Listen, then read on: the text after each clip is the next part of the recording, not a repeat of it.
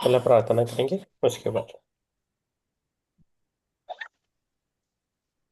गुरुर्ब्रह्मा गुरुर्विष्णु गुरुर्देवो महेश्वर गुरु गुरुर् साक्षात् परब्रह्म तस्मै तस्मै श्री गुरवे गुरुवे नमः। नमः। ओम ओम शांति शांति शांति। तो हमारा बुक है माता सीता की अनकही कथा, आज के वर्तमान संदर्भ में सारगर्भित। तो हम पेज नंबर आ गए हैं, 138 हो गया है। अभी जो चेक कर रहे हैं हम पेज नंबर सोमा का मिलना। हम सोमा वो वृद्ध हो गई है और जो मीनाक्षी का दूसरा जन्म है, जो हमारी जो लेखिका है उसका दूसरा जन्म है। तो उसको मिलने के लिए गए थे, उधर तक हम आए, राइट।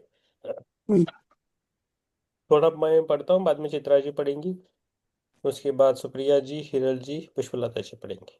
ओके। नीता जी हम है, नीता जी है वो हमारी कॉलोनी में रहती है। बहुत अच्छा मास्टर है, ध्यान करने की कोशिश कर। यस, मग चष्मा चष्मा कुठे ठेवला? टीव्हीच्या तिथं बघ, इथं ते टेबल आहे तिथं. ठीक है। आत्मोहन सर। आत्मोरंजन प्रकाश। यस, आराम से आप कैमरे के सामने बैठे। सोमा का मिलना। मैंने चंद कदम आगे मैंने चंद कदम आगे की ओर बढ़ा है, उस वृद्ध महिला की और फिर आहिस्ता से उनको उनके पास बैठ गई और प्रणाम किया। मेरे गले से कोई शब्द नहीं निकल रहे थे। मैंने स्वयं का परिचय देना चाहा, किंतु समझ नहीं आ रहा था क्या कहूँ। मेरे पास आओ बच्चे, ताकि मैं तुम्हें देख सकूं। उसने मुस्कुराकर मुझे प्रोत्साहित किया। उसकी आंखें मुश्किल से आधी खुली थी और लगता था मानो वह धीमे धीमे दुनिया में लौट रही थी। मैं उसके और निकट आ गई, ये सोचकर कि शायद उसकी आंखें बहुत कमजोर हो गई है और उनमें देखने की शक्ति कम हो चुकी है। मेरे ठीक उसके सामने बैठने के बाद जब उसने मुझे देखा तो उसके चेहरे पर सिलवटें आ गई और आंखें जो अब पूरी तरह खुल चुकी थी, भ्रम की स्थिति में थी। कुछ मिनटों तक वहां पूरा सन्नाटा रहा। फिर आखिर आखिर वो फुसफुसाई, ये तुम हो? इसके बाद चित्रा जी आप पढ़िए। आत्मवंदन। आत्मोहन फिर एक बड़ी सी मुस्कुराहट उसके चेहरे पर आ गई, मानो बादलों से घिरे आसमान को सूर्य देव की किरणों ने भेद दिया हो। भ्रम मिट गया था। मैंने देखा, वो बहुत बारीकी से मेरे चेहरे को देख रही थी और कोमलता से अपनी उंगलियां मेरे गालों पर घुमा रही थी। मेरे दाएं गाल के एक छोटे से काले तिल पर, जो मेरे जन्म का चिन्ह है, उसकी उंगली टिक गई और उसने गर्दन हिलाई। फिर उसने अपना हाथ मेरे काले घने बालों पर फिराया और मेरी लंबी घनी चोटी को देखकर कहा, तुम्हारे बाल बहुत घने और सुंदर हैं।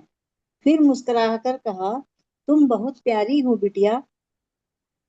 मैंने पहले कभी अपने दिखावट के बारे में नहीं सोचा था और नहीं जानती थी कि मैं आकर्षक हूँ या नहीं, किंतु मुझे पता था कि मेरे पिता की आंखों में मैं सुंदर थी और बचपन से ही वे मुझे नन्ही प्यारी गुड़िया कहकर पुकारते थे।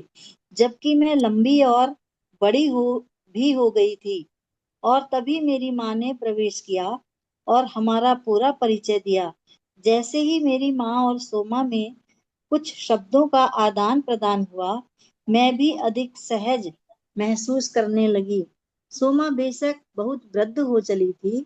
उसके लंबे सफेद बाल समय के साथ झड़ गए थे और लंबी पतली चोटी कमर के नीचे तक झूल रही थी।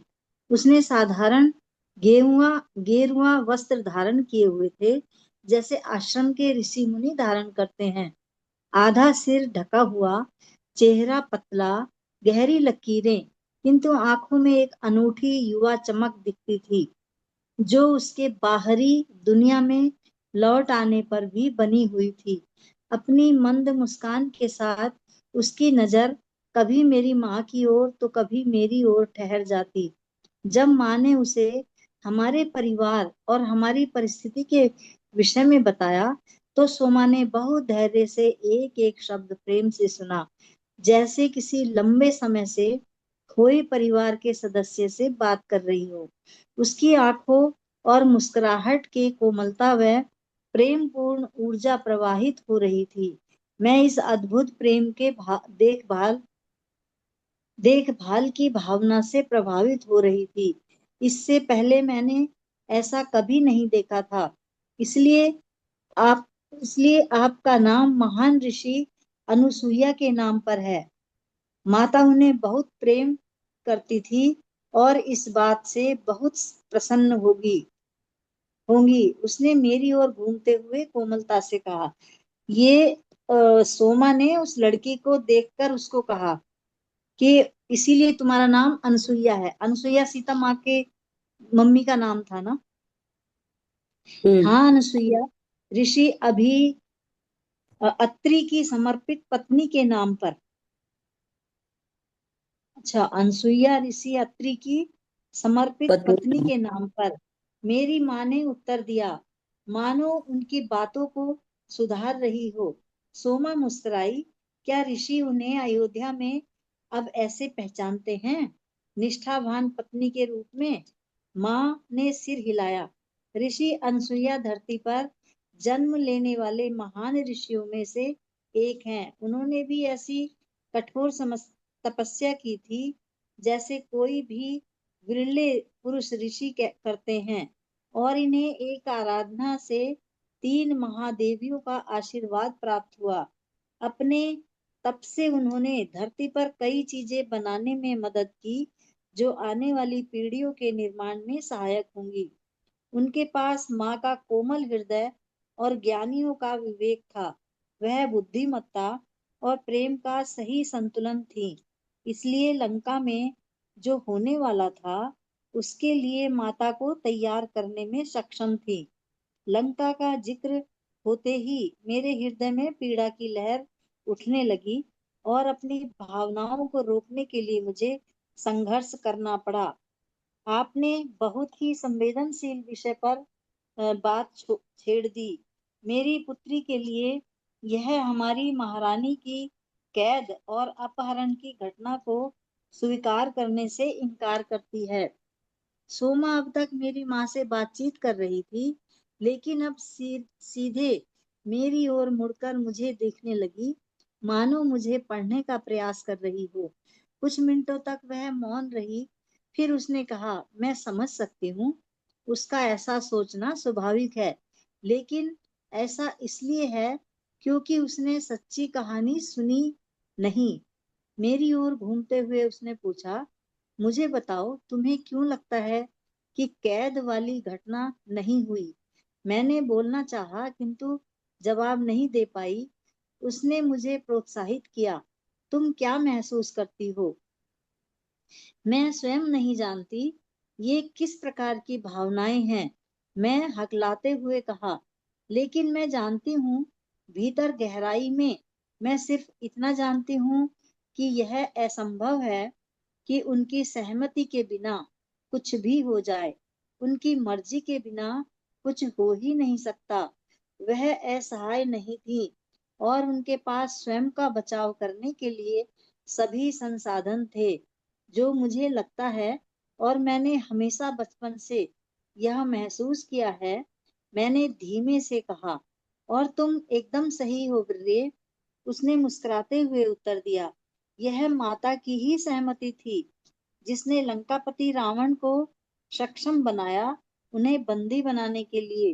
वे जानती थी कि किसी एक को असुरों के राज्य में प्रवेश करना पड़ेगा उनका विनाश करने के लिए, और इसलिए उन्होंने इस उत्तरदायित्व को स्वीकार किया।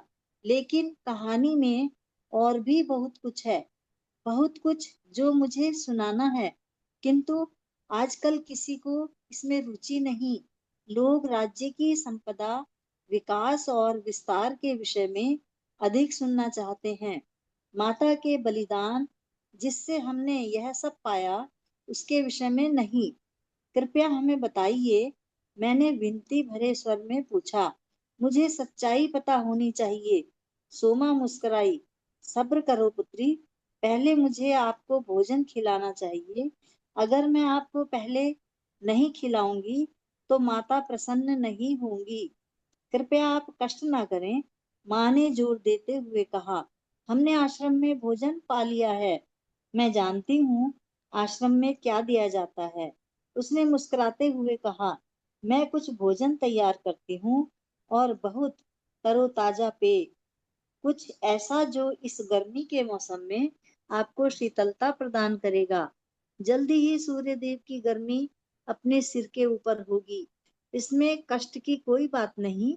वो माता ही है हमें माध्यम से जो मेरे माध्यम से भोजन कराएंगी, और बेशक आप उन्हें तो मना नहीं करेंगे। बिल्कुल नहीं, माँ ने झट से उत्तर दिया। माँ ने सोमा का हाथ थामकर उठने में मदद की और सोमा ने हमें कुटिया के पीछे बने रसोई घर में चलने का इशारा किया।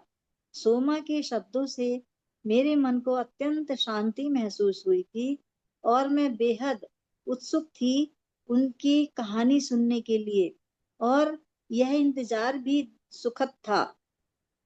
इसमें जल्दबाजी की चंचलता नहीं, आनंद की स्थिरता थी। देखते ही देखते सोमा ने हल्का व स्वादिष्ट भोजन परोस दिया, साथ ही ताजे फलों का रस भी, जिसने फिर भूख जगा दी थी। जैसे ही हम खाने बैठे, सोमा ने जंगल की पगडंडी से गुजरते हुए एक तपस्वी को देखा और सुबह के भोजन के लिए हमारे साथ शामिल होने का आमंत्रण दिया। सोमा कभी हमें भोजन परोसना नहीं भूलती। उन्होंने प्रसन्नता से आसन ग्रहण करते हुए कहा और भोजन का आनंद लिया। माता क्या कहेंगी यदि मैं ऐसा न करूं तो? आप तो जानते हैं मुझे उन्हें उत्तर देना पड़ेगा। वह मुस्कुराकर बोले, हम तपस्वियों को उनका लाभ मिलता है। यूं तो हमें अनेक आश्रमों में भिक्षा मिलती है, किंतु सोमा की भांति कोई ऐसे प्रेम से प्रसाद नहीं खिलाता। यह तो माता की आज्ञा है। वह अक्सर कहती हैं, जो भी आए उसे भोजन अवश्य कराओ, बचा हुआ नहीं, किंतु जो सबसे उत्तम खाद्य हो। क्या मिथिला में ऐसा ही होता था? मैं अचानक पूछ बैठी। हाँ, कहते हुए उन्होंने स्वीकृति दी। यह जनक बाबा और सुनैना माँ के द्वारा आरंभ की गई परंपरा थी। उनका महल और भंडार पर सदैव संत महापुरुषों के लिए खुला रहता था। फिर चाहे कोई तपस्वी हो, परंपरा माता अपने साथ अयोध्या लेकर आई थी। वह मुस्कुराई, मानो कुछ याद कर रही हो। यदा कदा मिथिला में ऐसा भी होगा जब एक साथ अनेकों तपस्वी या आगंतुक आ जाते और कुछ भी नहीं बचता। हम रसोई घर के कर्मचारी समझ ही नहीं पाते थे कि अब क्या करें, और तभी उसी क्षण कोई न कोई किसान फसल मार्ग है दान बांटने से सभी को लाभ होगा। माता ने पृथ्वी पर अपने अंतिम दिवस तक इस परंपरा को निभाकर रखा, और मैं भी आखिरी पल तक इसे निभाऊंगी, जब तक वे मुझे लिवाने नहीं आएंगी। आशा करता हूँ वह दिन शीघ्र नहीं आएगा। तपस्वी ने भोजन समाप्त कर हाथ मुंह धोते समय कहा, मैं हर घड़ी तैयार हूँ और पहले भी थी। मैं अक्सर आश्चर्य करती हूँ क्यों उन्होंने मुझे यहाँ अकेला छोड़ रखा है। शायद इसीलिए कि आप हमें भोजन करवाती रहें और अपनी कहानियां सुनाती रहें। धन्यवाद व्यक्त करते हुए तपस्वी ने विदा ली। सोमा शांत थी। लगता था मानो अब भी वह प्राचीन काल में विचर रही हो। कुछ समय पश्चात उसने फिर उसी धारा प्रवाह में अपनी कहानी आरंभ की। लंबे समय तक सूखे के दौरान राज्य में अनेक लोगों को नुकसान उठाना पड़ा, और इससे बाबा को बहुत पीड़ा हुई। और यह वही समय था जब रसोई घर और राजमहल के द्वार प्रत्येक जरूरतमंद के लिए खोल दिए गए। एक दिन एक नए नौकर ने एक दंपत्ति को बिना भोजन लिए दिए लौटा दिया, क्योंकि उसने देखा कि भंडार घर की आवश्यकता पूर्ति के लिए भी मुश्किल से अनाज था। जनक बाबा ने उसे अपने पास बुलाया, और जब उस सेविका ने ऐसा करने का कारण बताया, तो जनक बाबा क्रोधित नहीं हुए, वरन उसे समझाते हुए बोले, भविष्य में कभी भी ऐसी परिस्थिति हो तो वे और सुनैना माँ बिना भोजन के रहना पसंद करेंगे। कोई भी बिना भोजन किए वापस नहीं लौटना चाहिए। उन्होंने उस दंपत्ति को स्वयं तलाश करने के लिए और भोजन की व्यवस्था करने का आदेश दिया। Yes ma'am, thank you ma'am, हो गया आपका। Thank you. Yes thank you ma'am, बहुत अच्छा पढ़ा, बहुत सटीक है। यस। यस, सुप्रिया जी आप पढ़ सकते हो। Page number 144। यस। यह घटना मेरे महल में आने से पूर्व हुई थी, माता के जन्म से भी पहले, लेकिन किसी अन्य कर्मचारी ने मुझे यह कहानी सुनाई थी, और यह आज भी मेरे दिलो दिमाग में ताजा है। माता ने एक बार समझाया था कि आवश्यकता से अधिक भोजन संग्रहित करना प्रकृति के नियमों के विरुद्ध है। प्रकृति ने सब कुछ इतनी सुंदरता से व्यवस्थित किया है कि यहाँ प्रचुर मात्रा में सभी के लिए सब कुछ पर्याप्त है, यदि लोग अपनी आवश्यकताओं से अधिक जमाखोरी ना करें। लालच कमी का कारण बनता है, और सुखे का कारण भी लालच ही था। और कोई संदेह नहीं, लालच का यह दक्षिण की ओर से आ रहा है, अर्थात लंका की तरफ से। ये आखिरी शब्द कहते हुए सोमा का चेहरा तनाव से खिंच गया। विश्व के किसी एक भाग में भी हो रही घटनाएं दूसरे हिस्सों पर भी अपना दुष्प्रभाव डालती है। यह बात सभी नहीं समझते। रावण दूसरों की संपत्ति और साधनों का शोषण कर रहा था। ऐसा कह वह चुप हो गई।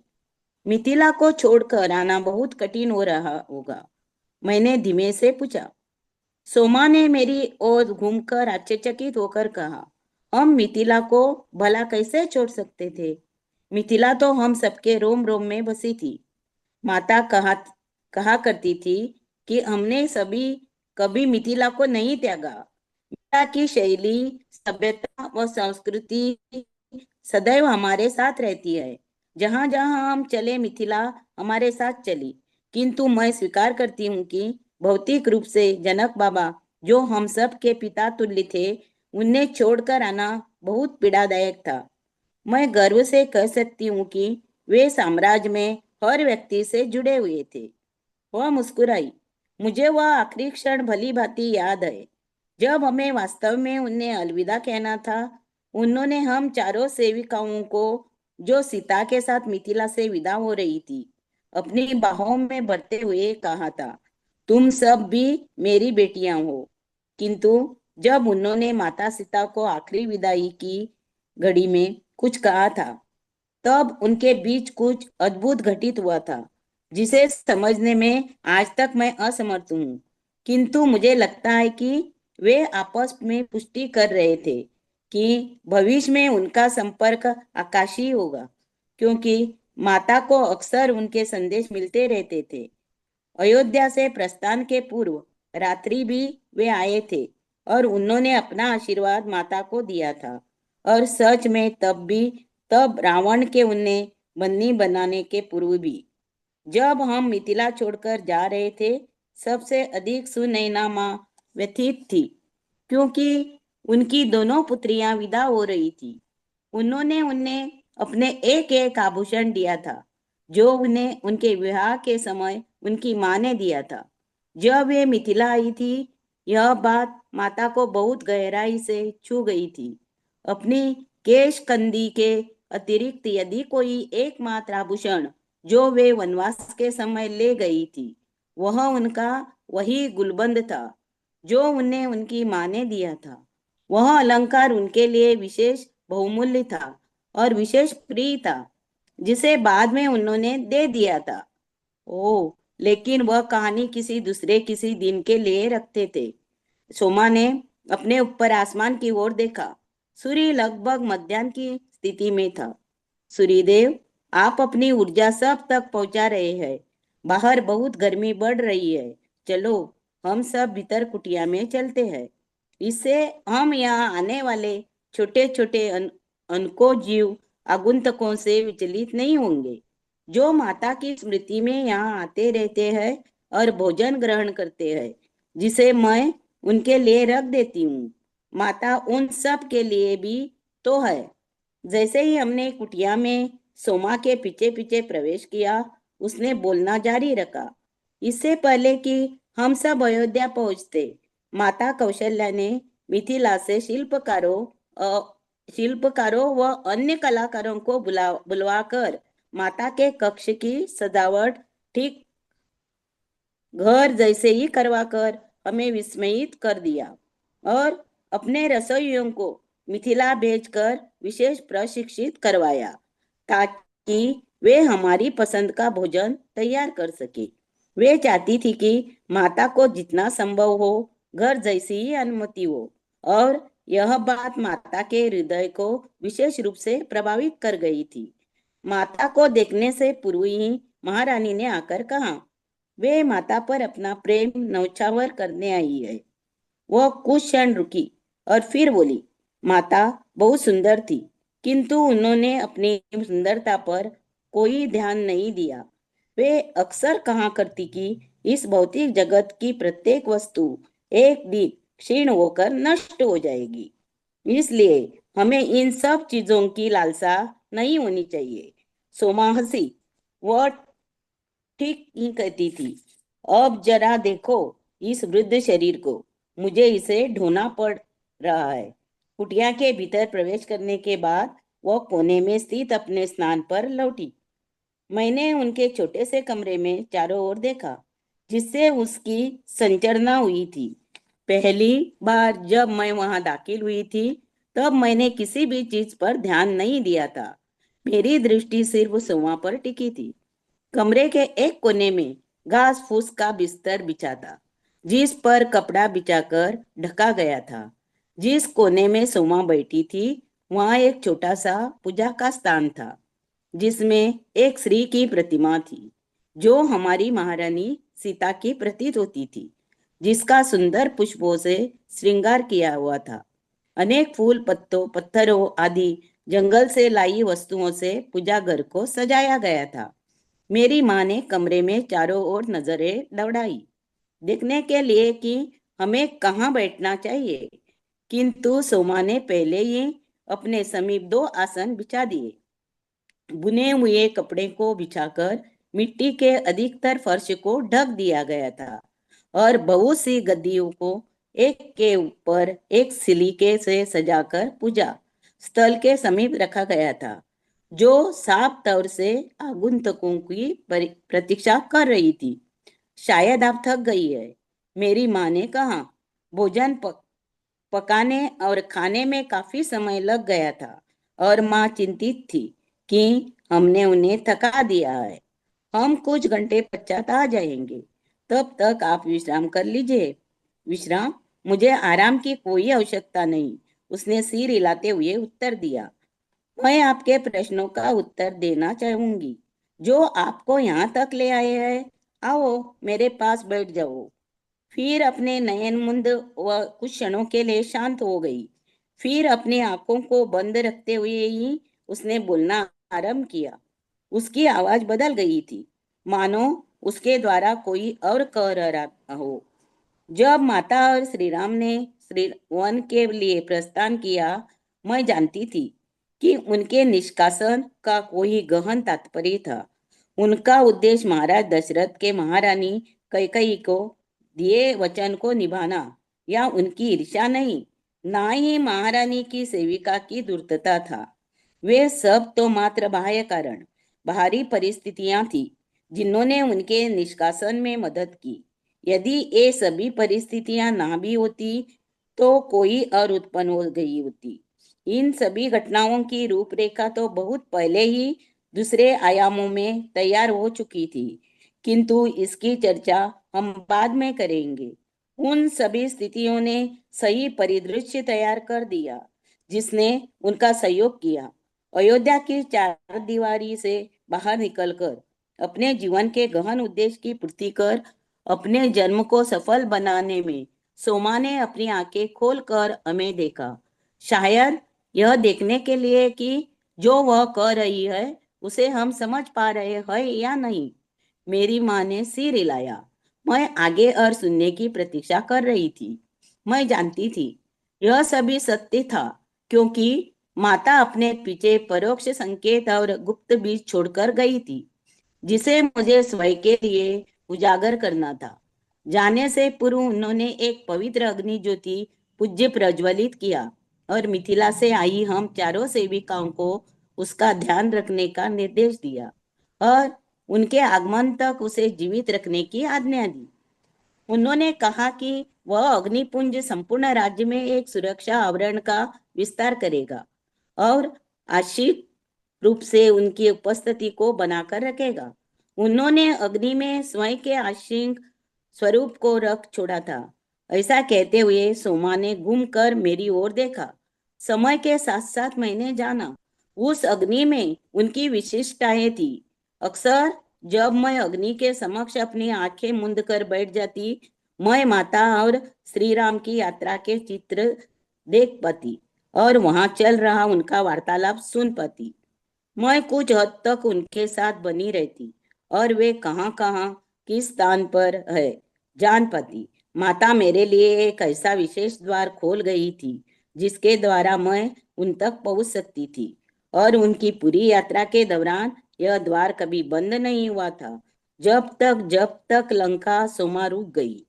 मैंने आज तक किसी के साथ भी यह सब साझा नहीं किया है, ना ही किसी को वे सब बताया जो भी मैंने देखा या सुना, सिवाय उन विशेष संदेशों के जो किसी खास के लिए होते थे। मैं अक्सर कहा करती थी, ऐसा मैंने स्वप्न में देखा था।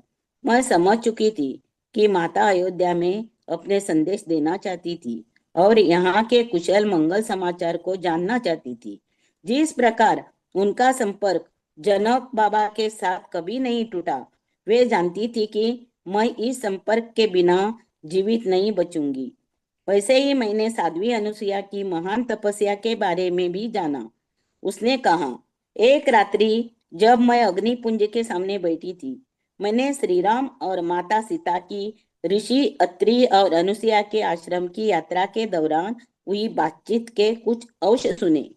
ऋषि अत्रि ने कहा कि वे आशा करते हैं कि उनकी पत्नी अन्य स्त्रियों के लिए एक उदाहरण साबित होगी, जो उन्हें गहन आध्यात्मिक साधना की राह की ओर अग्रसर करेगी और वे धरती पर एक स्वर्णिम भविष्य के निर्माण में सहभागी बनेगी और दूसरी महिलाओं का भी मार्गदर्शन कर सकेगी।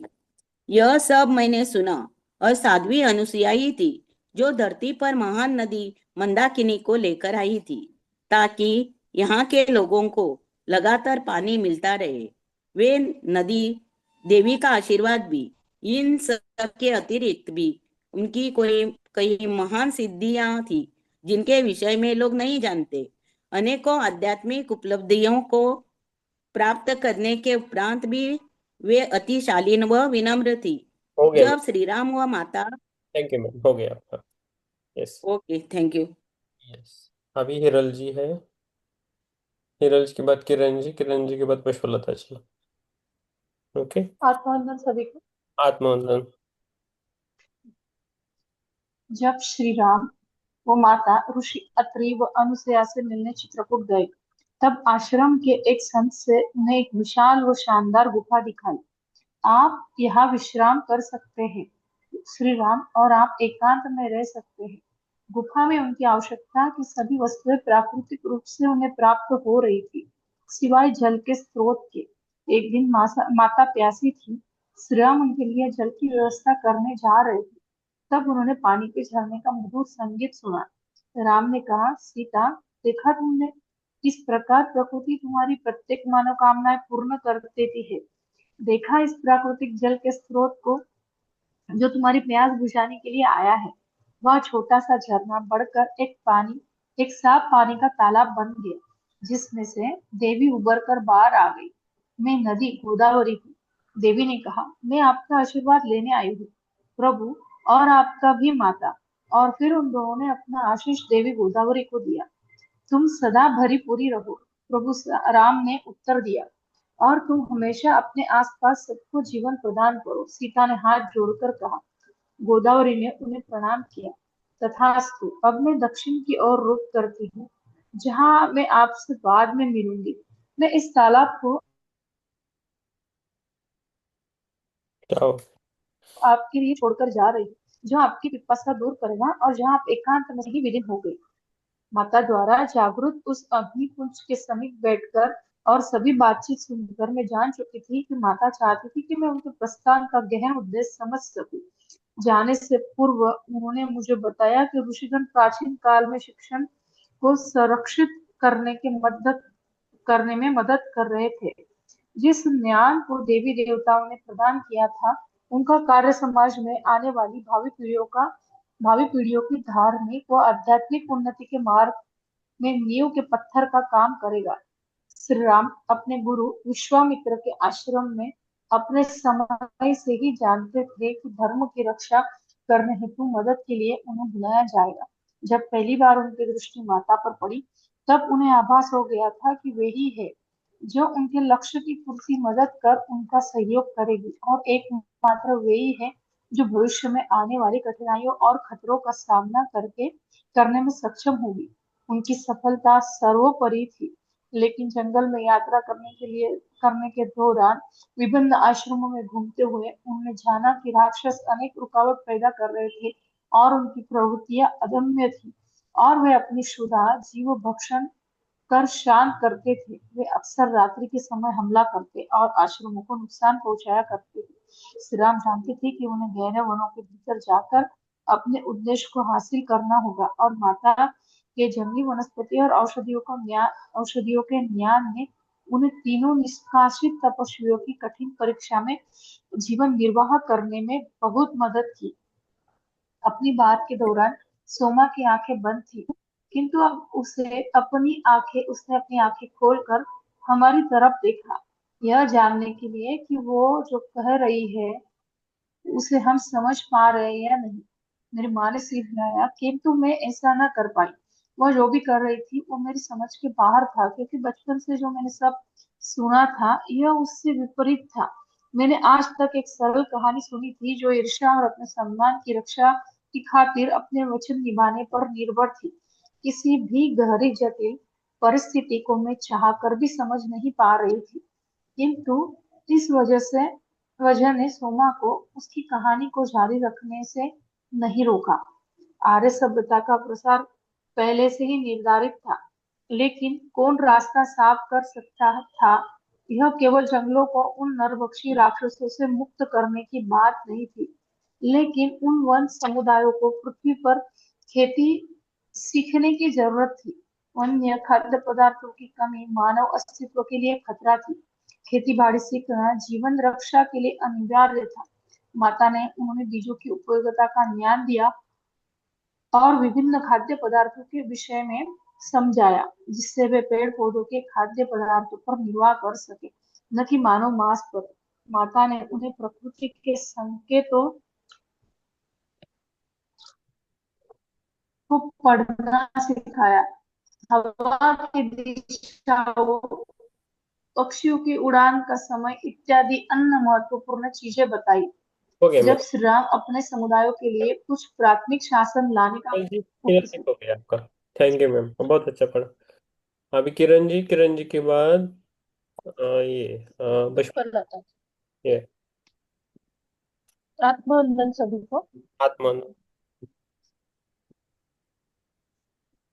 पेज नंबर बताया करे जब पेज चेंज होता है, तो बाकी दूर से पेज पेज नंबर। नंबर 150। हाँ, यस। जब श्री राम अपने समुदायों के लिए कुछ प्राथमिक शासन लाने का प्रयास कर रहे थे, तो माता उन्हें सिखा रही थी कि पृथ्वी पर माँ वसुंधरा के प्रति कृतज्ञता कैसे व्यक्त करें। उन्होंने मिथिला में मिले ज्ञान को हर समुदाय में बांटा। हर लड़ाई के बाद जो भी समुदाय या परिवार अपने मुखिया, पिता या पति को अथवा नेताओं को खो चुका था, माता उनकी मदद करती, जो उनकी भावनात्मक चिकित्सा करता, उन्हें शारीरिक आरोग्यता भी प्रदान करता। इस प्रकार उनके मार्ग में आने वाले अनेकों समुदायों का उद्धार हुआ। मैंने बार बार ऐसा होता हुआ देखा, किंतु जैसे जैसे वे दक्षिण की ओर बढ़ रहे थे, उनकी कठिनाइयां भी बढ़ रही थी। युद्ध जटिल होते जा रहे थे और मैं अत्यंत चिंतित महसूस करने लगी थी। सोमा कहते कहते दूर कहीं देखने लगी थी। अब उसने दोबारा अपनी आंखों आंखें मूंद ली और शांत हो गई। कुछ मिनटों पश्चात उसने फिर से अपनी कहानी सुनानी शुरू की। विवाह के उपरांत श्री राम और माता सीता के मध्य प्रेम नवोदित कलिका के समान था, जो धीमे धीमे खिल रहा था। इस समय में एक विशेष सौंदर्य था और प्रत्येक वह व्यक्ति जो उनकी उपस्थिति में था, उनके बीच के तीव्र अलौकिक प्रेम के चक्र का हिस्सा था। फिर चाहे वे राजभवन का कोई भी सदस्य हो या हमारी प्रजा, कोई भी इस प्रेम से अछूता नहीं था। मानो यह प्रेम व्यक्तिगत होकर हम में से हर एक को मिला हो, अपने अपने जीवन का विशेष प्यार। यह बहुत बहुत अद्वितीय पल थे। यही कारण था कि आखिरकार महारानियों को स्वीकार करना पड़ा कि सीता को राम से जुदा नहीं किया जा सकता और उसे राम के साथ वनवास की अनुमति दी जाए, जबकि उन्हें माता के असली उद्देश्यों और क्षमताओं का पता भी नहीं था। किंतु उन्होंने देख लिया था कि दोनों किस प्रकार एक दूसरे के पूरक है और आपस में दिव्य संबंध रखते हैं। जंगलों की यात्रा के माध्यम से मैं कह सकती हूँ, उनका प्रेम और गहरा होता जा रहा था और एकता के नए स्तरों तक पहुंच रहा था। साझा करने का सिद्धांत साझा करने का जो सिद्धांत माता ने मिथिला में आत्मसात किया था, वह अनेक स्वभाव का हिस्सा बन चुका था। उसके बिना वह रह नहीं सकती थी। इसलिए जो भी कोई जरूरतमंद उन्हें मिलता, उसे खिलाना वह जारी रखती, तब भी जब उनके पास बहुत न्यून था। कभी कभी जब उनके पास पर्याप्त खाद्य नहीं होता, तो वह स्वयं बिना भोजन के रह जाती। एक दिन श्री राम ने उन्हें ऐसा करते देख लिया और पूछा कि अपने भोजन क्यों नहीं लिया। माता ने कोई उत्तर नहीं दिया। उन्होंने बहुत जोर दिया कि वे उनका भोजन ले ले, किंतु माता ने इनकार कर दिया। आपके खाने से मेरी क्षुधा भी शांत हो जाती है। उन्होंने उत्तर दिया, मेरे साथ भी ठीक ऐसा होता है सीता। तुम्हारे मुंह में भोजन जाने से मैं हृष्ट पुष्ट महसूस करता हूँ, श्री राम ने कहा। इसी प्रकार दिन व्यतीत होते गए। युद्ध की व्यवस्था में आपको अधिक पुरुष की आवश्यकता होगी। सीता कहती, राम कहते, यदि तुम भोजन नहीं करोगी तो मुझसे कोई शक्ति नहीं रहेगी, मुझ में कोई शक्ति नहीं रहेगी। मेरी शक्ति तो तुम हो सीते। राम ने स्नेह से कहा। सीता ने लज्जा कर उनकी ओर देखा और समझ ना पाई क्या जवाब दी। लक्ष्मण यह सब देख रहे थे। उन्होंने बीच में माता से कहा, श्री राम तब तक नहीं खाएगा जब तक आप भोजन नहीं कर लेंगी। इसलिए उन्होंने माता से प्रार्थना की कि वे उनका भोजन ग्रहण करें, यह कहते हुए कि उन्हें भूख नहीं है। हम्म। सीता ने असहमत हो वही जवाब दिया, यदि युद्ध की परिस्थितियां उत्पन्न हुई भाई लक्ष्मण, तो आप ताकत कहाँ से लाएंगे। आखिरकार श्री राम ने पूछा, क्या आप मेरे भोजन में से आधा हिस्सा ग्रहण कर लेगी। स्थिति को समझते हुए शांति से माता ने सहमति जताई। फिर लक्ष्मण ने जोर दिया कि माता उनके हिस्से में से भी आधा भोजन ग्रहण करे और अंत में सीता माता जोर से खिलखिलाई, इतना भोजन खाने का सामर्थ्य मुझ में नहीं। इस प्रकार का अनूठा स्नेह था उन तीनों में। इस प्रकार के भिन्न भिन्न अवसरों पर उनके कई बार मीठी नोक झोंक होती। Yes. श्री राम के, रुकना है सब। एक पैराग्राफ पढ़े। श्री राम के शरीर पर आई हल्की सी खरोच में से माता भी दर्द से कराह उठती, और ऐसा ही उनके साथ भी था। यात्रा के अंतर्गत कई बार माता अस्वस्थ भी हुई। पहली बार उन्होंने छिपाने का प्रयास किया, किंतु श्री राम से कुछ भी छिपाना असंभव था। वह जोर देते थे कि सभी कार्य छोड़कर माता पूर्णतः आराम करे। माता उन्हें समझाकर जड़ी बूटियां मंगवा कर औषधि बनाना बताती। दिन रात वे माता के सिरहाने बैठकर ठंडी पट्टी रखते व औषधि खिलाते। उन्हें लगता मानो उस बीमारी ने उनको भी अपनी चपेट में ले लिया हो, किंतु वे ऐसा कुछ भी ना करते या कहते जिससे माता को थोड़ी भी इसकी अनुभूति हो। यस, थैंक यू मैम, हो गया, बहुत अच्छा पढ़ा। Thank you. यस, अभी पुष्पलता जी है क्या? पुष्पलता जी, हाँ, पुष्पलता जी आप पढ़िए।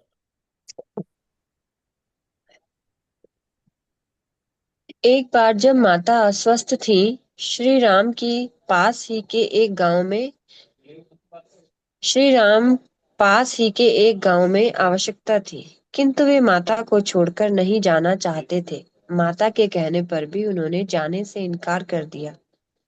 रात्रि भर माता बीमारी से जूझती रही ताकि अगली सुबह वे जा सके।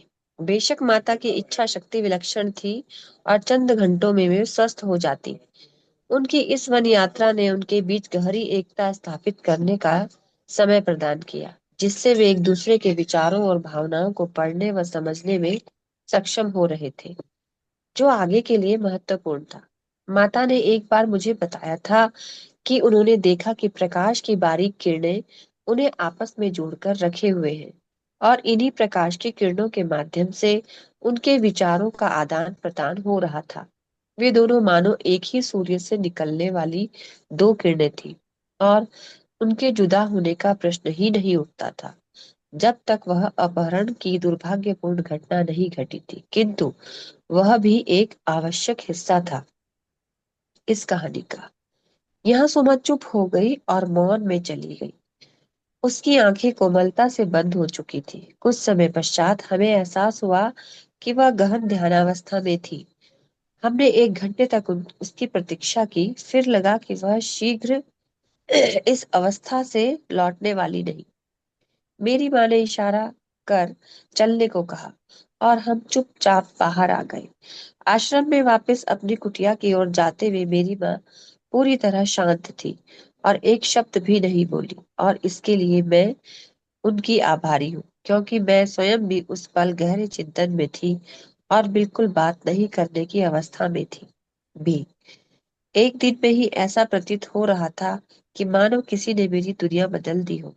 मैं सोमा की बातों को 100% तो नहीं समझ पा रही थी, किंतु एक बात स्पष्ट थी कि जितनी कहानी हम सब अयोध्यावासी जानते थे वह अर्ध सत्य थी, और ऐसा कुछ था जिससे हम सब अनभिज्ञ थे, और सोमा ने अपना पिटारा बस खोला भर था। इधर आश्रम में जब मेरी नजर माँ पर पड़ी तो वे अपने बिस्तर पर आंखें मूंद कर लेटी हुई थी। मैंने पूछा, आप क्या सोच रही हो माँ? उन्होंने अपनी आंखें खोलते हुए कहा, मैं सोच रही थी हूँ कि हमारा कितना अहोभाग्य है कि हमें सोमा से मिलने का मौका मिला। उसने मेरे मन में अनेक प्रश्नों को जगा दिया है, किंतु मैं कैसे किसी को सुना पाऊंगी? मैं तुम्हारे पिताजी को क्या बताऊंगी? हम तो यह जानने आए थे कि तुम्हारे मन में विवाह को लेकर इस प्रकार का भय क्यों है। अब मैं अचंभित हूँ, हमारी इस यात्रा का सही उद्देश्य क्या था, और तुम प्रिय पुत्री, तुम्हें क्या अनुभूति हो रही है? मैं उसके प्रति अटूट प्रेम महसूस कर रही हूँ, जिसे मैं व्यक्त नहीं कर पा रही। और जब उन्होंने महाराज जनक के विषय में बोलना आरंभ किया तब मेरे भीतर कुछ हलचल सी हुई। मैं रुआंसी सी हो गई थी। मेरी माँ ने कुछ उत्तर नहीं दिया। उन्होंने अपनी आंखें बंद की और कहा, चलो शाम को भोजन के लिए बुलाए जाने से पूर्व हम कुछ आराम कर लें। संध्या काल का भोजन आश्रम में बहुत सादा व सात्विक था। गुरुजी भी वहां आ गए थे। उन्होंने हमसे पूछा कि हमारा समय सोमा के साथ कैसा गुजरा। क्या उसने आप दोनों से कुछ बातचीत की या फिर वे ध्यानावस्था में थी। उसने हमसे बहुत सारी बातें की, मेरी माँ ने झट कहा। और क्या उसने आपको मिथिला की कहानियां सुनाई। उन्होंने प्यारी सी मुस्कान के साथ हमसे पूछा। माँ ने सिर हिलाकर स्वीकृति देने पर वे मेरी माँ वे मेरी और घूमे और बोले, क्या उनमें से कोई भी कहानी आप आश्रम के विद्यार्थियों के साथ साझा कर सकती हो। यस मैम, हो गया। अक्सर उसमें हो गया, आप तबीयत आराम कीजिए। ठीक है, तबीयत ठीक नहीं है। Yes, thank you. Yes Jyoti ma'am. जी सर। यस। अक्सर अक्सर उन्हें सोमा से मिलने का अवसर प्राप्त नहीं होता क्योंकि उनकी दैनिक दिनचर्या में मैं उन्हें व्यस्त रखता हूँ। उन्होंने कहा। मैंने उसे दोहराया जो हमने सुना था कि किस प्रकार सूखे के दौरान महाराज घर का खाना बांट दिया करते थे और इंसान के लालच की वजह से होने वाले अभाव व प्राकृतिक असंतुलन के बारे में जो उन्होंने कहा था। और वे एकदम सही हैं। ऋषिवर ने पुष्टि की। अत्यधिक संपदा भी अभाव का कारण बनती है। यह प्रकृति के संसाधनों के प्रवाह को अवरुद्ध कर देती है। जब एक स्थान पर अधिक जमा हो जाता है, तब दूसरे स्थान अभावग्रस्त हो जाते हैं।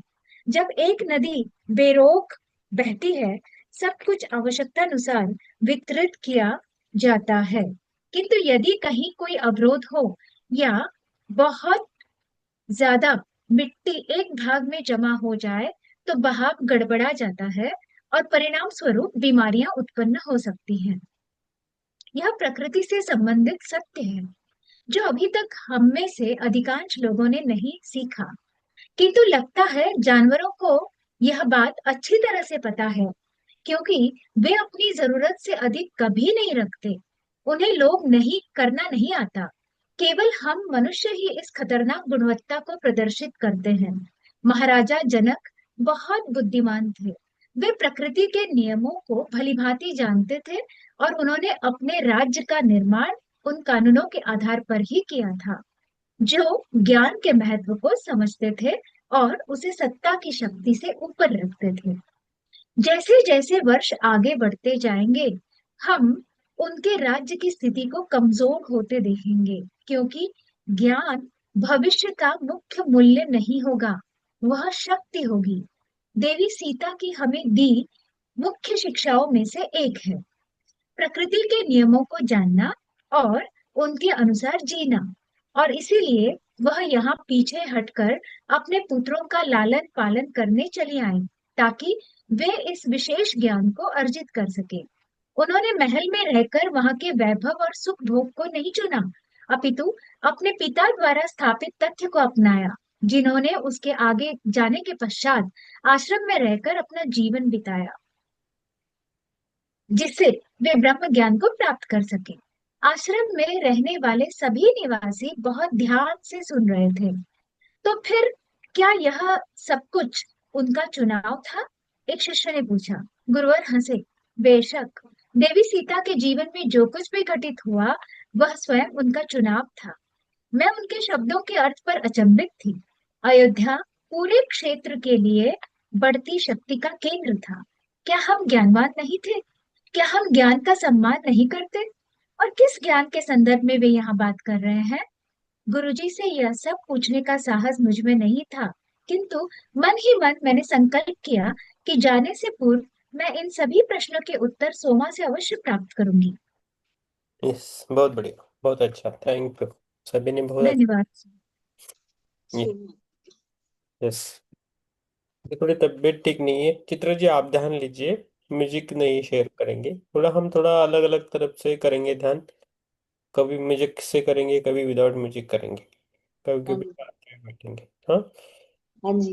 बिना बिना म्यूजिक के ज्यादा ध्यान लगता है। यस, ये नए लोगों को थोड़ा समझ में नहीं आता है, इसलिए हम वो लगाते हैं उनके लिए। लेकिन विदाउट म्यूजिक बहुत अच्छा होता है, शांत हाँ। बैठते हैं, कोई हमें ये नहीं होता है, गाइडेड भी रहता है, और विदाउट म्यूजिक बहुत अच्छा होता है। और कितने टाइम करना है ध्यान? आधा घंटा? आधा घंटा, 10:30 बजे क्लोज। ठीक है। ठीक है, आप लीजिए मैम। बाकी सभी अपना कैमरा ऑन रखिए और बैठिए। मैं थोड़ा, तबीयत ठीक नहीं है, मैं थोड़ा रेडी रख के 10:30 के बाद क्लोज करेंगे, हाँ। यस, ओके, ठीक है। Thank you Chitra ji. ठीक है। ज्यादातर लोगों की तबीयत खराब हो रही है इस समय ना। Yes yes. पुष्पा की भी हो रही है। यस, ये थोड़ा टाइम अलग है, बारिश कम हो रही है। हाँ जी। मेरा गर्मी भी काम। हो रही है। ये मौसम यस मौसम बदल रहा है, इसलिए सभी अधिकांश लोगों की हो रही सर। यस। मुझे थोड़ा ट्रैवलिंग हुआ है ज़्यादा, और थोड़ी थका ये जी जी। ज़्यादा, थोड़ा ये हो गया मुझे, बाकी नहीं होता। ठीक है, करें। चित्रा जी, आप थोड़ा ये हेल्थ के बारे में भी सभी का, हाँ जी। हेल्थ के बारे में भी थोड़ा आप ध्यान में लीजिए वर्ड्स, सभी की हेल्थ के लिए थोड़ा, आपकी सबके लिए, आप खुद के लिए और सबके लिए भी कीजिए, बोलिए। ठीक। यस, तो थैंक चलिए हम ध्यान की ओर चलते हैं। सभी अपना अपना आसन ग्रहण करें। हेल्थ संकल्प। थोड़ा पानी पी ले तो ज्यादा अच्छा रहेगा, क्योंकि काफी देर से हम सुन रहे हैं।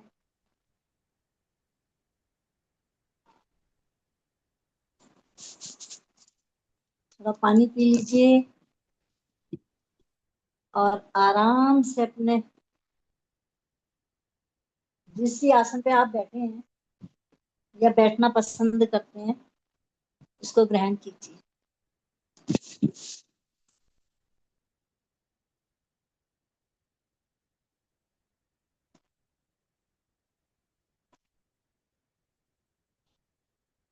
और थोड़ा कोशिश कीजिए कि बीच में कोई आवाज ना हो और कोई व्यवधान ना पड़े। केवल आधे घंटे की बात है। सबसे पहले हम अपने समस्त गुरु मंडली को प्रणाम करते हैं और उनकी ऊर्जा से कनेक्ट होकर ध्यान में बैठते हैं।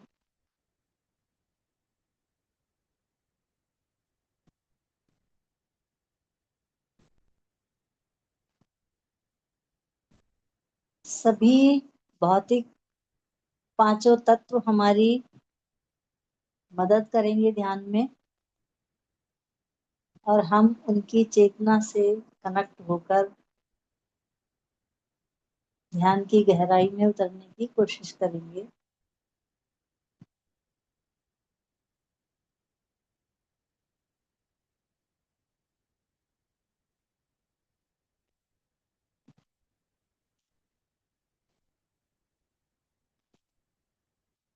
सभी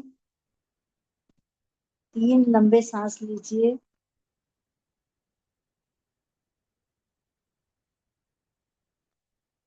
एक लंबा सांस,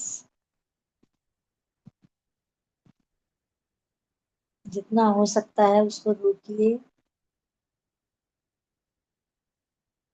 और धीरे से मुंह के द्वारा उसको बाहर निकाल दीजिए।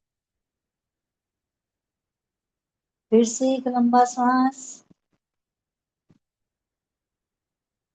रोकते हुए आराम से धीरे से मुंह से बाहर छोड़िए।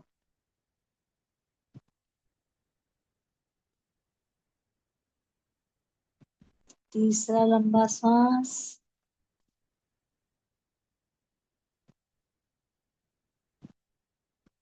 सांस को रोकते हुए आराम से बाहर छोड़ दीजिए और इधर उधर को हिलकर अपने बैठने के आसन को सुगम बनाइए। कोई कष्ट ना हो, कहीं से कोई खिंचाव हो, दबाव हो, उसको ठीक कर लीजिए।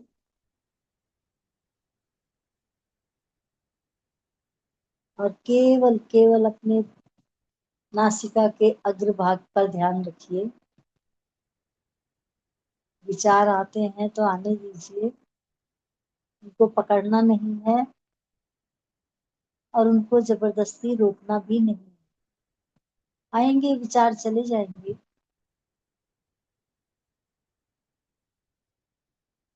हमें सिर्फ अपने मन को शांत रखना है, अपनी बुद्धि को दौड़ाना नहीं है इधर उधर, और केवल अपनी चेतना को अपनी नासिका के अग्रभाग पर, केवल हमारा ध्यान श्वास पर होना चाहिए। अगर हमारा ध्यान श्वास पर होगा तो कोई भी विचार हमें डिस्टर्ब नहीं करेगा, और हमारा ध्यान गहराई में उतरने में मदद करेगा।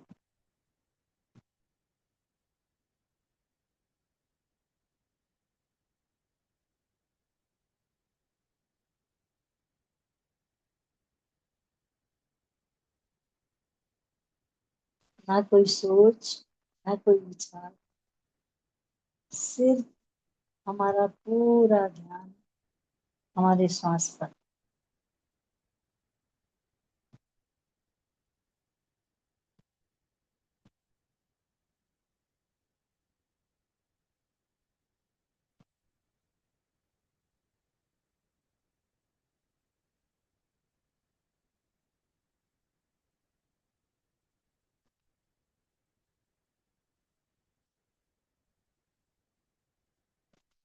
अगर हम थोड़ी देर के लिए भी अपना ध्यान श्वास पर ले जाते हैं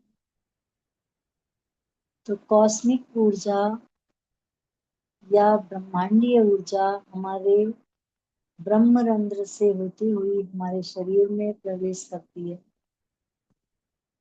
जो हमारी भौतिक शरीर में जो भी कष्ट है, बीमारी है, दर्द है, पीड़ा है, उसको निकालने में हमारी मदद करती है।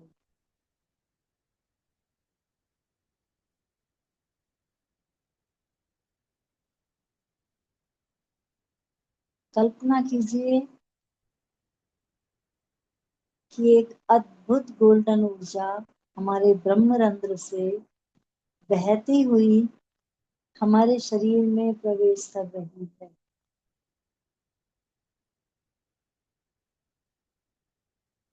उस ऊर्जा को देखने की कोशिश कीजिए, आंखों से नहीं, आंखें खोलकर नहीं, सिर्फ अपने भीतर की आंखों से।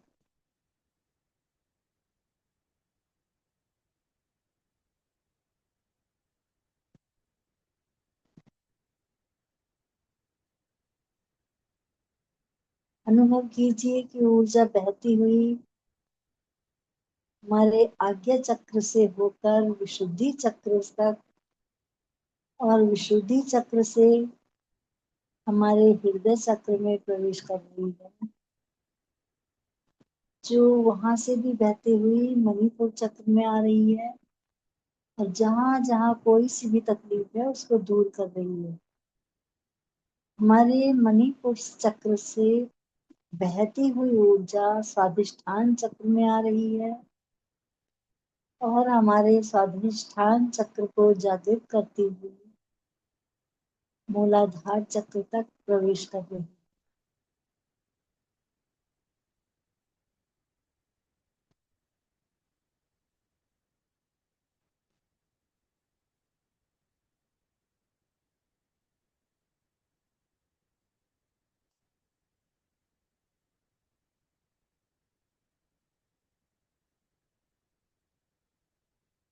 हमारा मूलाधार चक्र तेजी से घूमता हुआ ऊर्जा से ओतप्रोत होकर पूर्ण रूप से जागृत हो रहा है, और स्वादिष्ठान चक्र की ओर ये ऊर्जा बढ़ रही है। स्वादिष्ठान चक्र जो जल तत्व से प्रभावित है, तेजी से ऊर्जा काम करती हुई हमारे स्वादिष्ठान चक्र को जागृत करती हुई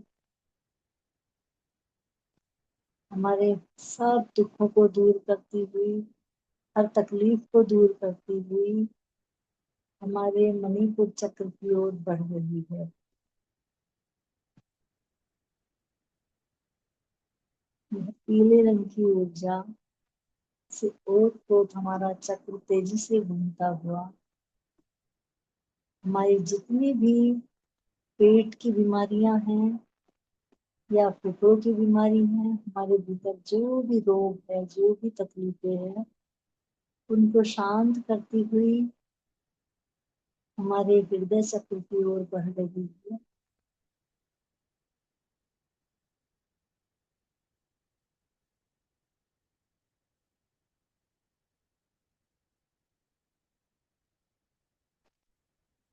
हमारे हृदय चक्र को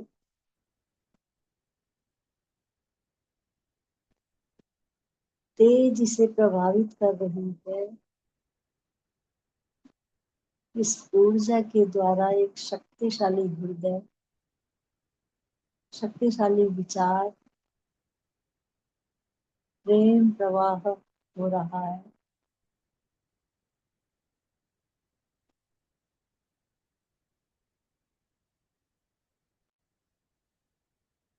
हम उस अलौकिक प्रेम की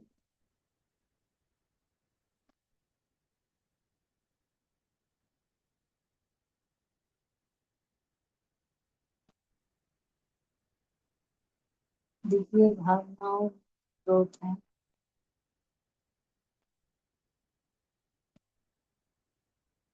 हमारा हृदय चक्र बिल्कुल जागृत होकर के, ऊर्जा से ओतप्रोत होकर के अब हमारे विशुद्धि चक्र की ओर बढ़ रही है।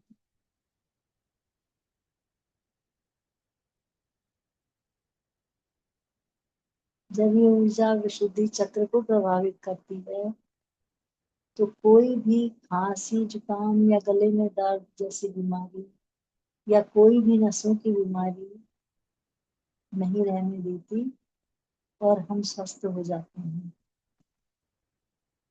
हमें कोशिश करना है कि अधिक से अधिक हम इस ऊर्जा को ग्रहण करें और ध्यान केवल अपने श्वासों पर रखें। एकमात्र वही रास्ता है हमें स्वस्थ होने के लिए कि हम अपना पूरा पूरा ध्यान श्वासों पर।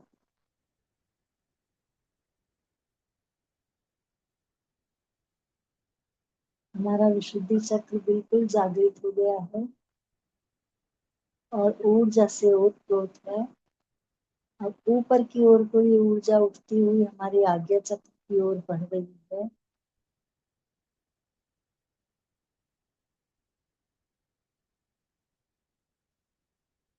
कुछ समय के लिए हमें अपनी पूरी चेतना को आज्ञा चक्र पर लगाकर ध्यान करेंगे।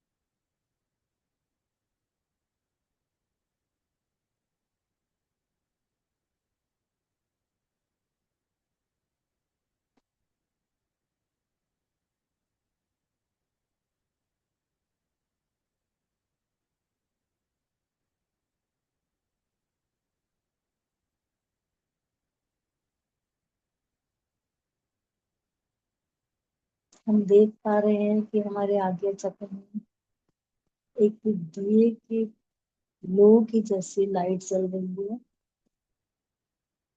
हम सभी को उसका अनुभव करना है।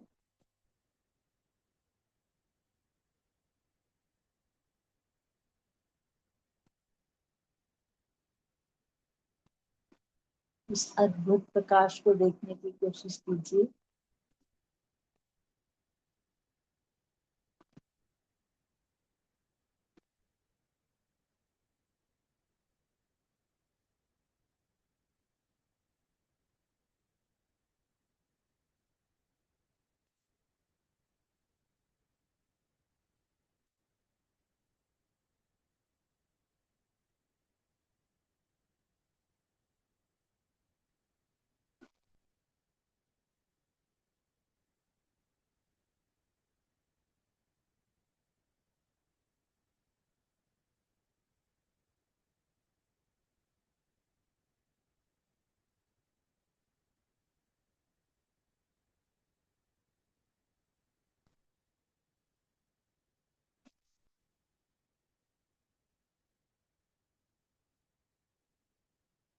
ये सब कुछ अपने श्वास पर ध्यान देने से ही संभव हो सकता है, इसलिए पूरा ध्यान अपने श्वास पर।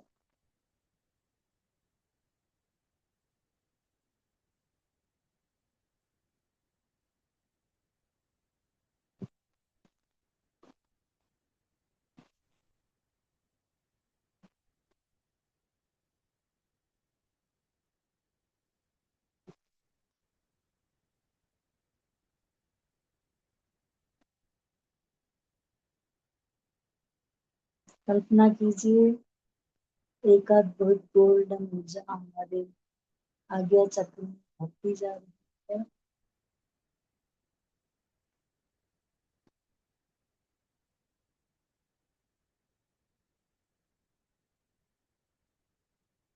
जो हमें पूर्ण रूप से स्वस्थ कर रही है और एक अद्भुत ऊर्जा का एहसास हमें हो रहा है।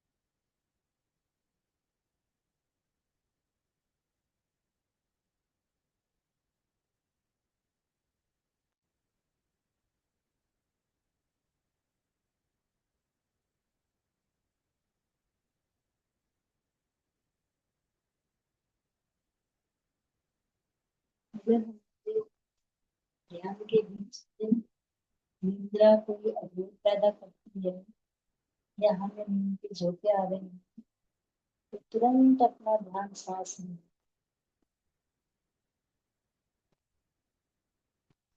एक अच्छे दृष्टा की भांति अपनी सांस पर ध्यान दीजिए। कोई भी आंखें ना खोलें बीच में।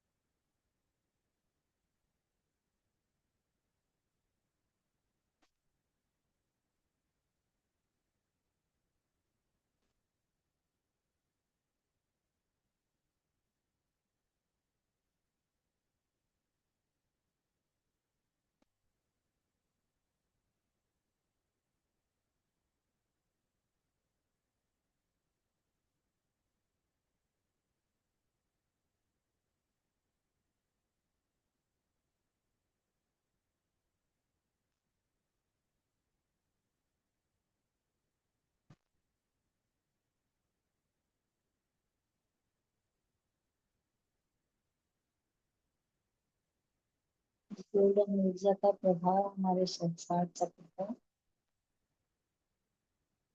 जो हजार पनपने वाला बैंगनी कलर का पर्पल कलर का पुष्प विकसित हो रहा है।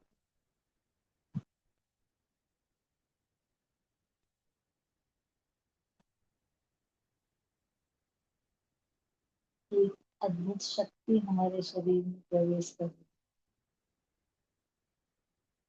है। हम अपने को स्वस्थ महसूस कर रहे हैं, ऊर्जावान महसूस कर रहे हैं।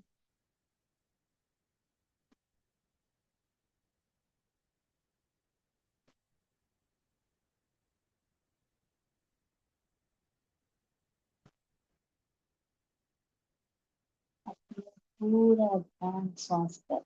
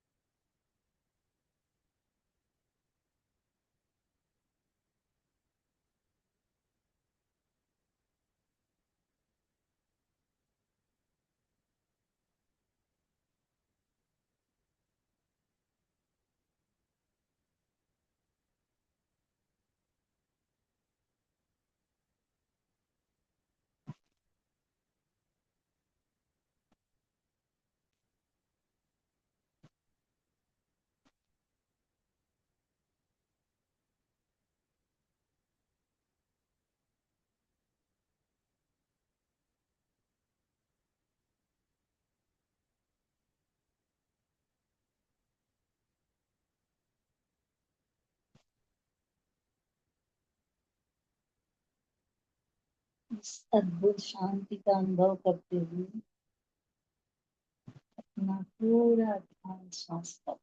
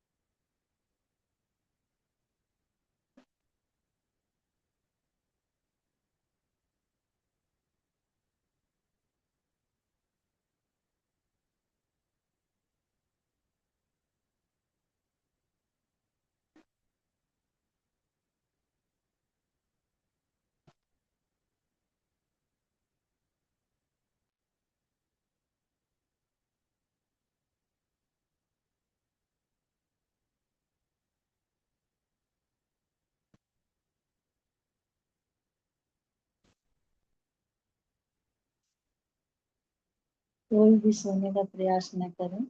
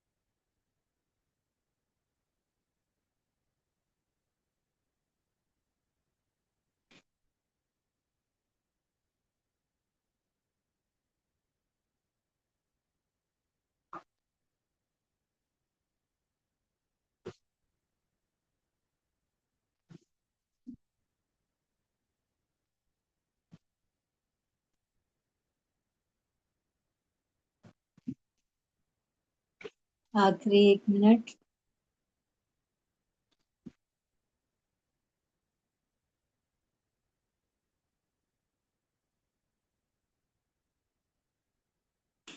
जहां भी आप बैठे हैं अपने आसन का अनुभव कीजिए।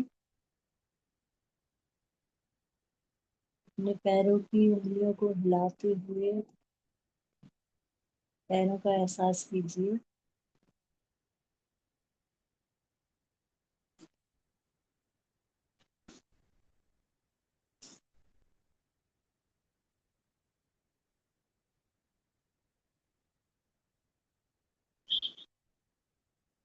अपने सांसों को धन्यवाद दीजिए। अपने इस भौतिक शरीर को धन्यवाद दीजिए। समस्त गुरु मंडली को धन्यवाद दीजिए जिन्होंने हमारा इतना सहयोग दिया।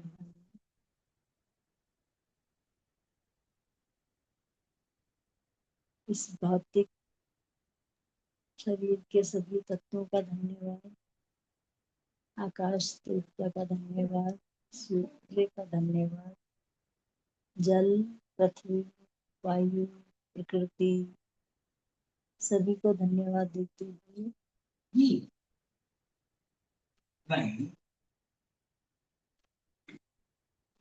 अपने दोनों हाथों की उंगलियों को खोलकर अपने कोमलता से अपनी आंखों पर रख लीजिए और उसकी ऊष्मा को महसूस कीजिए।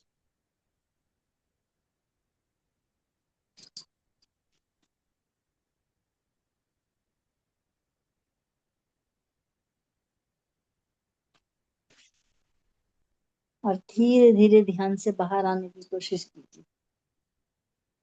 Thank you.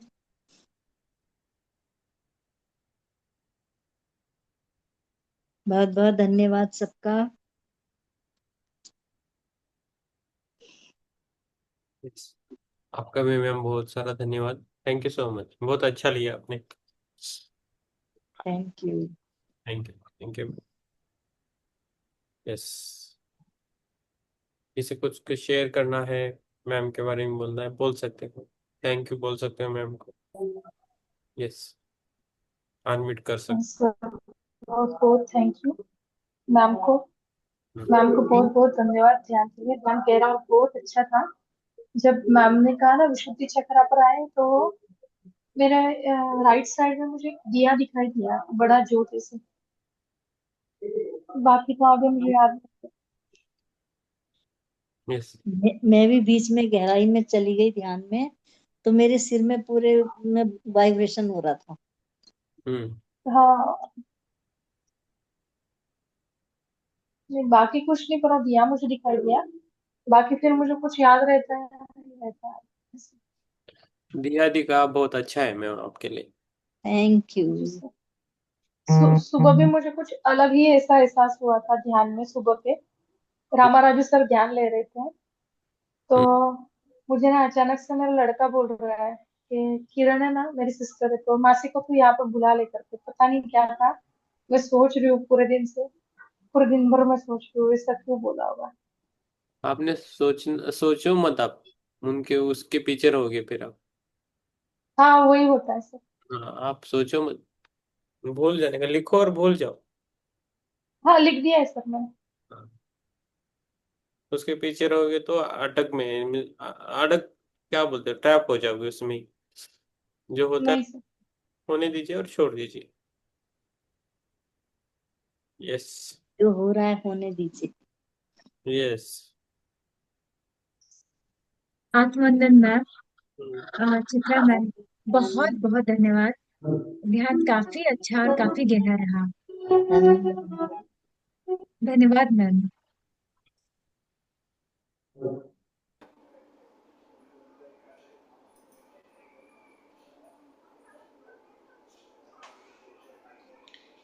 आत्मवंदन सबको। ध्यान अच्छा था। धन्यवाद। Thank you. धन्यवाद। धन्यवाद, धन्यवाद, धन्यवाद प्रकाश जी।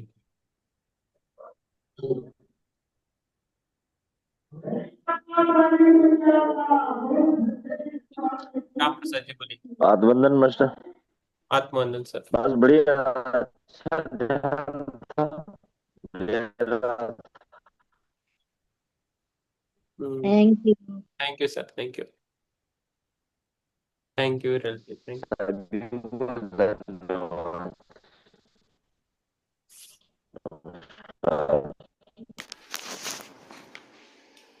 यू। यस सुप्रिया जी बोलिए।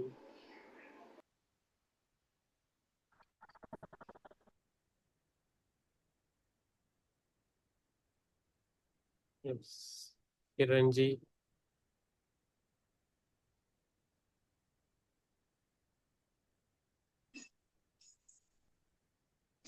यस हमें ध्यान देने के लिए भी सीखना है। यस किरण जी बोलिए मैम।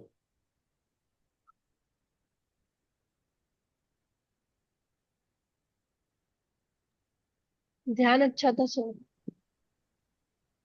यस किरण तो सोई हुई थी, सो रही थी। नहीं सर, मैं नहीं मैम, सोई नहीं थी। ध्यान अच्छा था। Yes thank you. Thank you, thank उल्टा मेरा ध्यान अच्छा लगा आज। यू। 2-3 दिन से वो सर्दी की वजह से नहीं हो रहा था। उल्टा ध्यान कैसा लगता है हमें?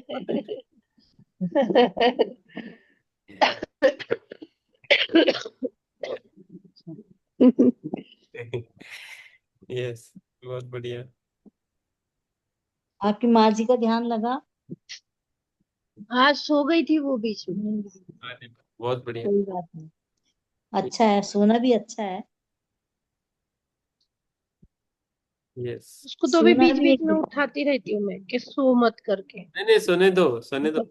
अरे सोना भी ध्यान है। उठाओ मत, सोने दो उनको। इतने चलिए। लंबे टाइम ध्यान तक शुरुआत होती है ना तब उठा के रखो। ध्यान की जब शुरुआत करते हैं ना तब सोना नहीं है, शुरुआत करने के बाद सो सकते हैं। हाँ यस बहुत बढ़िया। चित्रा जी ने बहुत अच्छा 3 दिनों से ध्यान ले रहे हैं, बहुत अच्छा है, बहुत थैंक अच्छा यू, ग्रिप पकड़ा थैंक यू। है। यस बहुत अच्छा। और किसी कुछ पूछना है? ठीक है, ठीक है, फिर हम रुकेंगे यार इधर। कल मिलेंगे 9 बजे। कल शुभ सत्ताईस रात्रि। 27 तारीख को मेरा हाँ, महाराष्ट्र पे है, मेडिटेशन है। आर्ट एंड साइंस मेडिटेशन, उसके बारे में बोलना है और ध्यान लेना है। और- वही लिंक पे कहाँ करेंगे हम 27 तारीख को। ओके, हमारे ये लिंक नहीं यूज करेंगे, उनके लिंक भेज दूंगा, उनसे हाँ जुड़ेंगे। जी, हाँ, मराठी में रहेगा लेकिन ध्यान तो करेंगे ही हम। हाँ हाँ जी, ओके। यस मैं वापस आ गया, अभी गोवा में हूँ। ठीक है हाँ जी। Chitra ji once again thank you. Ram Prasad ji thank you. Vishnu Prakash ji thank you. Kiran ji की mummy papa, Ajit ji, thank you. Vivek ji उनकी mummy, thank you. Madhuri ji को भी thank you so much. Okay हम इधर स्टॉप करेंगे, ठीक है। Thank you, thank you. धन्यवाद। शुभ धन्वंतरी सबको देव शुभ सबको रात्रि। आरोग्य दे। शुभ रात्रि सर। रात्रि। सबको शुभ रात्रि, थैंक यू सो। शुभ रात्रि। यस शुभ।